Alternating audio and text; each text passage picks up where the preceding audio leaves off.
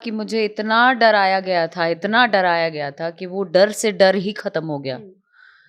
तो जो पहले वाली अक्षरा थी, मुझे ऐसा लगता है इतनी ज़्यादा सीधी और सोफिस्टिकेटेड, और लोग अगर कुछ कह दिए तो वो सुन के सहम जाती थी। वो झेलते झेलते झेलते झेलते कभी फिल्मों से निकाली जा रही, कभी कोई कुछ बोल दे रहा, कभी कुछ बोल दे रहा, लोग क्या कहेंगे ये सोचकर मैंने अपने आप को बहुत कुंठित कर लिया था। आई मीन डिप्रेशन में थी मैं उस दौर में। मैं कुछ एक जद्दोजहद में थी कि मैं क्या करूं, क्योंकि लोग कभी मैं सोशल मीडिया देखती तो मुझे धमकाने वाली बातें रहती। सुबह उठती 5 बजे से लेके रात तक कंटिन्यू गालियों वाला कॉल्स, गंदा गंदा गाली दिया जाता था, जो कि मैं सुन के अपनी सुबह की शुरुआत करती थी।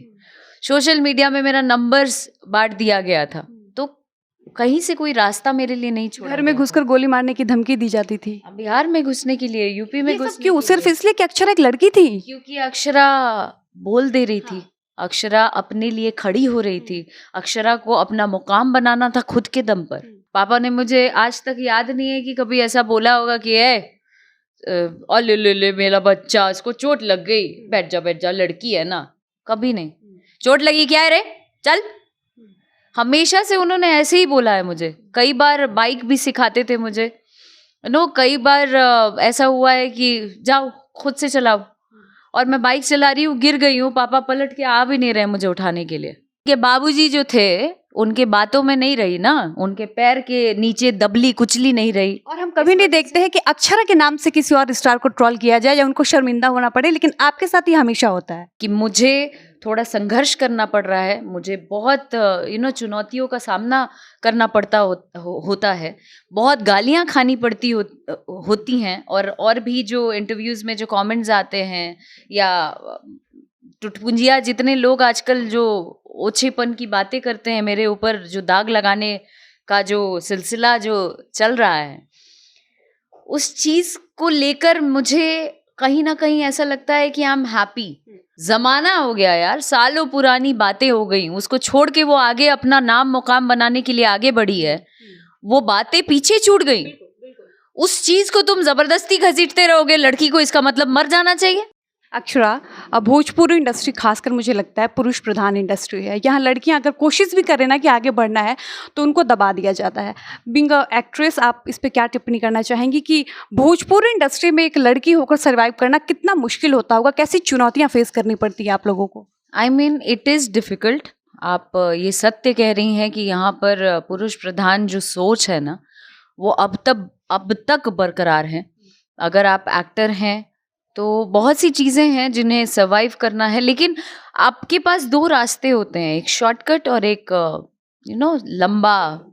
मैंने जो चुना है वो तकलीफ भरा ही चुना है, क्योंकि ये मेरी मर्जी है, and I am happy with that.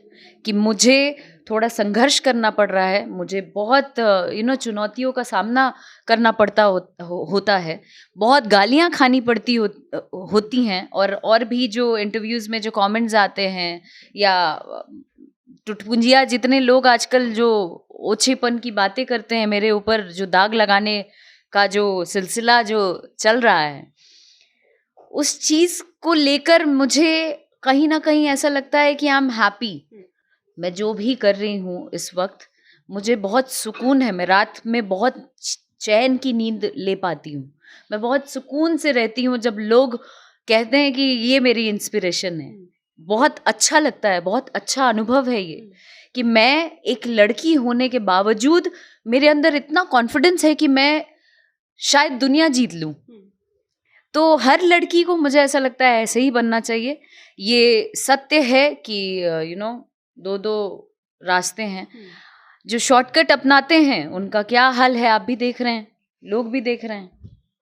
ये कॉन्फिडेंस, वाकई आपका कॉन्फिडेंस, लोग आपके कॉन्फिडेंस को सलाम करते हैं। कब आया, कैसे आया? हमेशा से था या कुछ ऐसी परिस्थितियां आई, आप मजबूर हुई, उसके बाद आपको लगा कि मेरा कॉन्फिडेंट होना बहुत ज़रूरी है? आई मीन यस, मैं एक ज़माना या एक समय ऐसा था कि मुझे इतना डराया गया था, इतना डराया गया था कि वो डर से डर ही खत्म हो गया। तो जो पहले वाली अक्षरा थी, मुझे ऐसा लगता है इतनी ज़्यादा सीधी और ना सोफिस्टिकेटेड, और लोग अगर कुछ कह दिए तो वो सुन के सहम जाती थी। वो झेलते झेलते झेलते झेलते कभी फिल्मों से निकाली जा रही, कभी कोई कुछ बोल दे रहा, कभी कुछ बोल दे रहा, लोग क्या कहेंगे ये सोचकर मैंने अपने आप को बहुत कुंठित कर लिया था। वो ज़माना झेलते झेलते झेलते जब एक समय ऐसा भी था कि लोग पेरेंट्स होके सपोर्ट नहीं करते हैं अपने बच्चों को।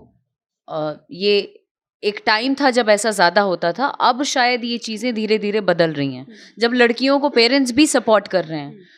बट वो टाइम पे मेरे पेरेंट्स ने, मेरे पापा ने इतना ज़्यादा अपने आप को पिलर की तरह मेरे साथ रखा कि आज वही देन है कि आज मैं इस मजबूती के साथ खड़ी हूँ। और पूरी दुनिया क्या, किसी की मजाल नहीं है कि मुझे एक ज़रा डरा दे। डरती नहीं मैं किसी से। फॉर एग्जाम्पल, अगर उस वक्त आपके पापा आपका साथ नहीं दिए होते तो अक्षरा क्या रास्ता चुनती? अक्षरा डिप्रेशन में थी मैं उस दौर में। मैं कुछ एक जद्दोजहद में थी कि मैं क्या करूं, क्योंकि लोग, कभी मैं सोशल मीडिया देखती तो मुझे धमकाने वाली बातें रहती।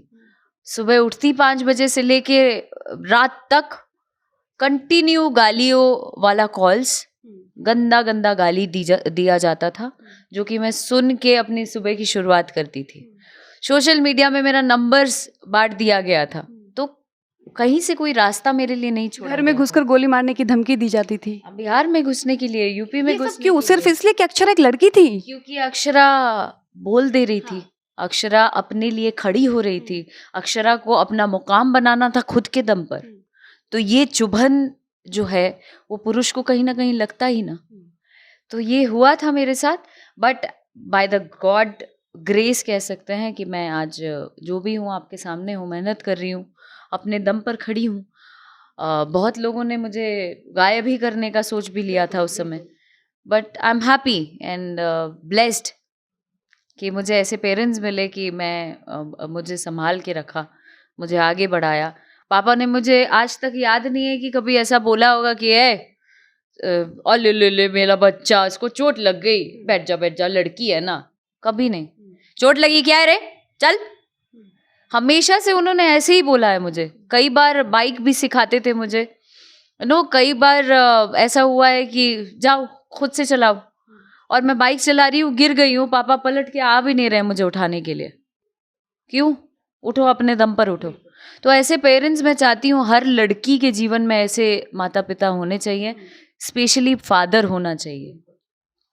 चलिए, एक सवाल, अक्षरा का एक नया गाना आया है थू। अक्षरा का ये गाना जैसे ही आता है अक्षरा कंट्रोवर्सी में आ जाती है। बहुत सारे लोग वीडियो बनाते हैं कि अक्षरा फिर से टारगेट कर रही हैं, फिर से उकसा रही हैं। तो अक्षरा किसको टारगेट कर रही हैं? अक्षरा का अपना कोई चॉइस नहीं? अक्षरा खुद के लिए गाना नहीं ला सकती हैं क्या? क्या पकाऊ क्वेश्चंस है, क्या पकाऊ बातें करते हैं लोग यार। किसके लिए मैं काम करूँगी? ये मेरा पर्सनल चॉइस है। मैं आज जो काम कर रही हूँ वो अपने मन के लिए कर रही हूँ। मैं आज़ाद हूँ अपनी सोच को रखने के लिए। मैं अपने ऑडियंस के लिए काम कर रही हूँ, और मैं जो भी कुछ करती हूँ अपने ऑडियंस के लिए करती हूँ, बिकॉज उनका एक एक समय मेरे प्रति जो वो बिताते हैं, जो देते हैं, वो एक तरीके से इन्वेस्टमेंट है मेरे लिए, जो वो देते हैं। तो मैं उसकी बहुत कद्र करती हूँ। मैं आज जो भी काम कर रही हूँ वो पूरा का पूरा उनको डेडिकेटेड है, उनको समर्पित है। अच्छा, इससे इधर थोड़ा बात करेंगे कि मैंने एक स्टोरी किया था। कुछ भी करती हूँ फलना के लिए हो गया, कुछ भी करती हूँ चिल्ला के लिए। अरे यार चल, फालतूगिरी। तो तुम भी जो करते हो, तुम भी क्या करते हो, किस चीज़ के लिए करते हो? तो स्टूपिडिटी वाली बातें हैं ये, जो ज़माने से चला आ रहा है कि एक लड़की, ज़माना हो गया यार, सालों पुरानी बातें हो गई, उसको छोड़ के वो आगे अपना नाम मुकाम बनाने के लिए आगे बढ़ी है, वो बातें पीछे छूट गई। उस चीज को तुम जबरदस्ती घसीटते रहोगे लड़की को, इसका मतलब मर जाना चाहिए, लड़की को आत्महत्या कर लेना चाहिए ना, यही कहने का मतलब है क्या? और अक्षरा सिंह को हम भी हमेशा चीज नोटिस करते हैं कि अक्षरा सिंह को हर बार ट्रोल किया जाता है। हमेशा एक मौका खोजा जाता है कि अक्षरा नया गाना आया, अक्षरा किसी स्टेज शो में गई, तो अक्षरा को हर बार इतना ट्रोल क्यों किया जाता है? क्योंकि इनके बाबूजी जो थे उनके बातों में नहीं रही ना, उनके पैर के नीचे दबली कुचली नहीं रही। और हम कभी नहीं देखते हैं कि अक्षरा के नाम से किसी और स्टार को ट्रोल किया जाए या उनको शर्मिंदा होना पड़े, लेकिन आपके साथ ये हमेशा होता है। होता ही है। पर क्या करने का, मैं वो ट्रोलिंग या वो बातें, वो जितनी चीजें हैं वो यहाँ से जाती हैं मेरे, यहाँ से नहीं तो यहाँ से हट। बहुत बढ़िया। सो ये सोच लेकर चलती हूँ और मुझे लगता है समाज की हर लड़कियों को ये सोच रखनी चाहिए अपने प्रति कि आपकी इज्जत आपके शरीर के भीतर है, देखने वाले के नजर में नहीं। ये तय आप करेंगे कि आप क्या सोचते हैं अपने बारे, लोग नहीं।